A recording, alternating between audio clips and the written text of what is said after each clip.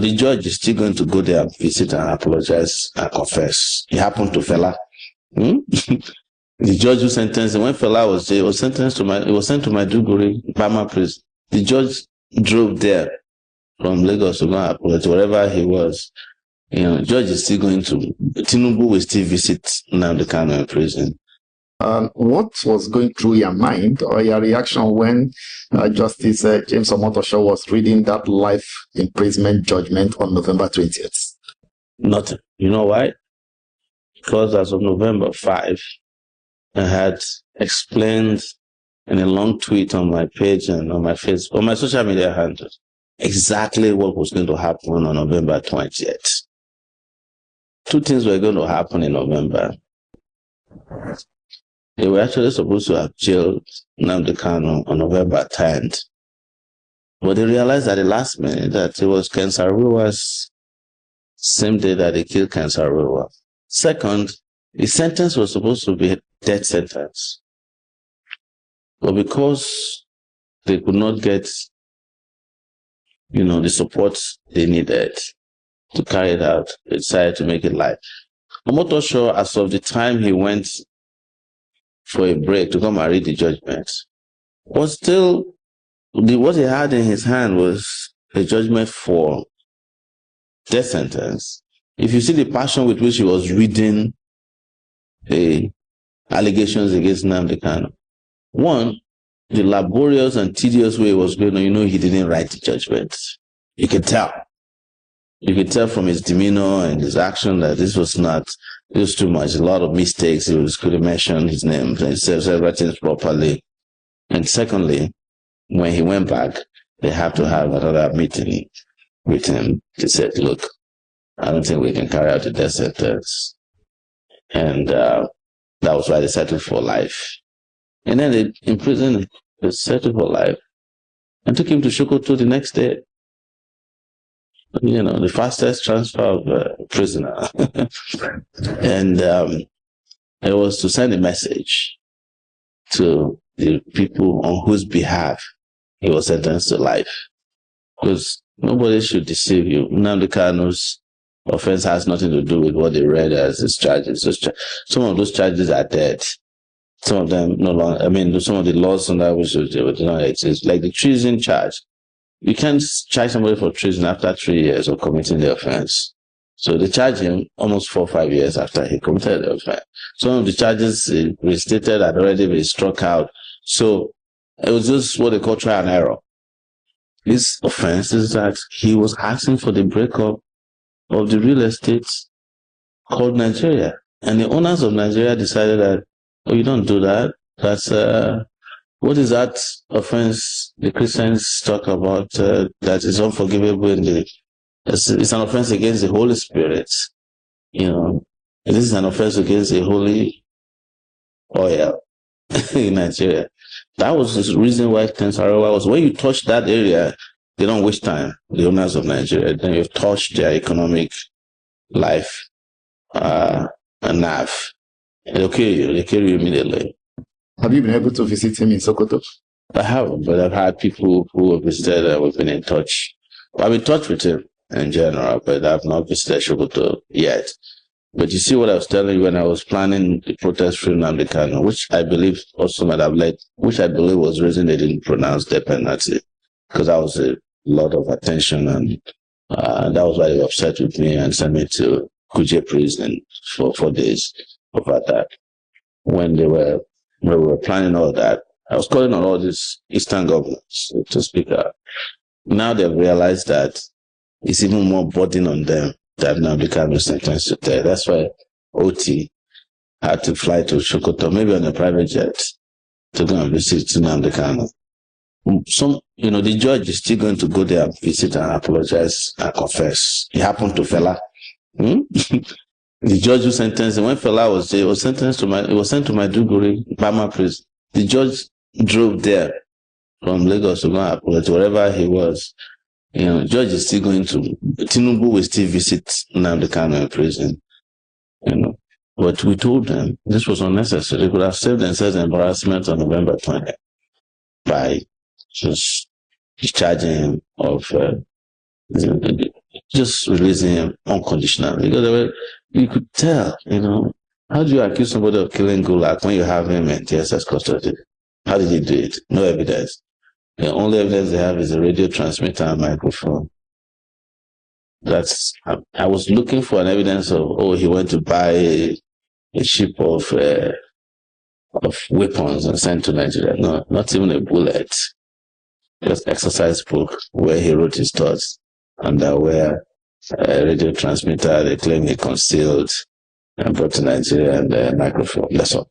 Why do you think his release is important to Nigeria? Because, Nigeria entered voluntarily into a disease in 1963. And to exit from it and heal itself, you must address the outcome of the Civil War. All of this thing you're saying is the outcome of the 1970 Civil War. And part of the reason why you say I'm active on this matter is not political. I didn't fight that in that war when I was active, and I don't want to participate in fighting when it is cold. They're still waging a cold war against the Igbo man in Nigeria. I know it. I don't need to go to school to know that. I don't need to have a PhD in philosophy to know that Nigeria has an Igbo problem. But it would be hypocritical on my side to fight and speak on behalf of Palestinians when Israel is shelling them, and forget to fight on behalf of our local Palestinians in the southeast where Nigerian government is shelling them. That would be hypocrisy on my part. How do you respond to claims that activism is funded by some quarters to create a false sense of opposition? I'm very happy that people can have opinions about me that they can put out there that makes them feel good. But if you want to do an activism that is creating a false sense of opposition, go and put your younger brother out there, let them shoot him, and you finish burying him and you continue your activism. Be expelled from the university twice. Let your nose be broken. Let your mother have stroke because they detain you for a long period of time. Let your passport be seized and you can't see your children for 5 years and you have to be with your wife for be shot at, let them go after you everywhere you go.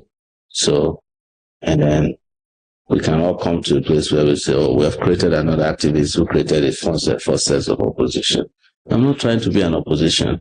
See, what people should differentiate between activism, as you call it, and opposition is cyclical in Nigeria.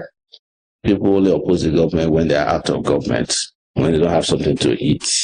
They will oppose the government. I don't belong in that category. And then what happens to activists all over the world is that a narrative is framed to scandalize you, right? And some people will believe it. So when you get to a point as an activist at my level, you don't even respond to that. Because then you get distracted responding to what they call hubris. At the end, the person who says, you want to create real opposition so that the ones that are forced can pack and go home. So, but I understand that a person respects rights for people to have freedom of opinion, and I cannot tell you that anybody who says that has no right to say what he wants to say. Everybody should have a right to say that. That's the kind of country I'm fighting for, where you have a right to say what you want to say, and you are still free after you have said that. Let's talk about revolution now. Yes. What exactly are you calling Nigerians to revolt against? If there's anybody who's asking that question about this time, I have nothing to tell them.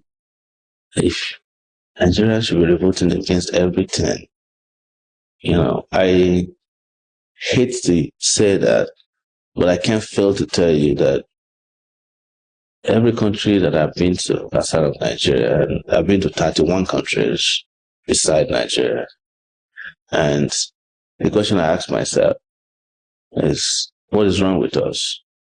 And the question, the citizens of most countries that I've been to, the moment you introduce yourself to them, that you are Nigerian, they ask you two questions. One of it is that, where's that footballer? They always have a favorite footballer. JJ Okocha is the most popular that I come across. And the second thing, he says, why are you guys not revolting against your leaders? You have such a great country, but you have foolish leaders, you have crazy leaders. You know, I'm telling you what outsiders tell me.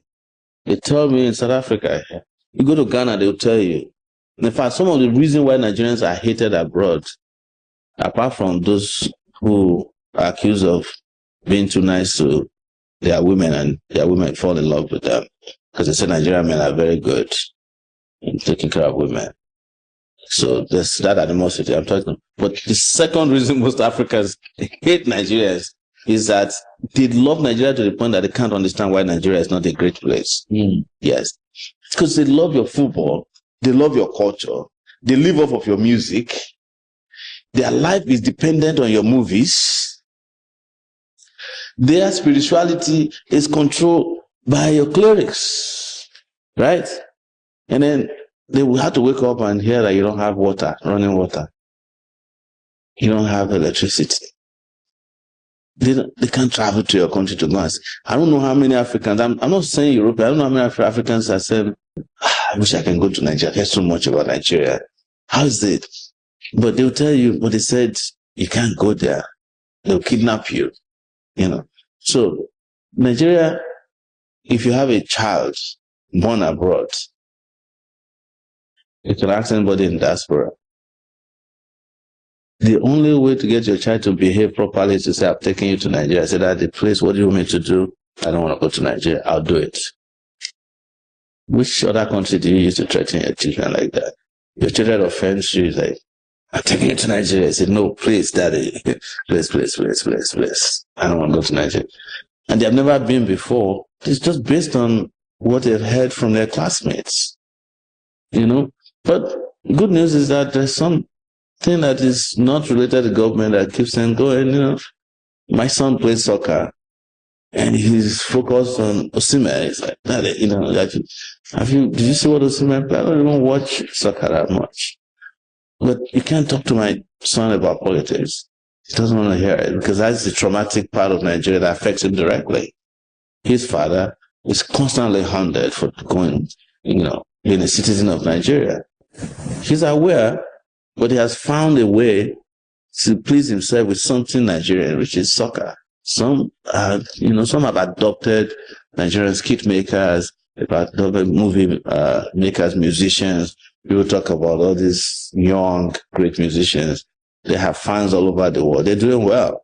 You know, Nigeria has almost replaced the entire musical genre around the world. Afrobeat, or whatever Afro they call it, is popular everywhere, even in the Nordic region. You know, you go to Norway, you go to Nigeria, Sweden, the concert is filled up.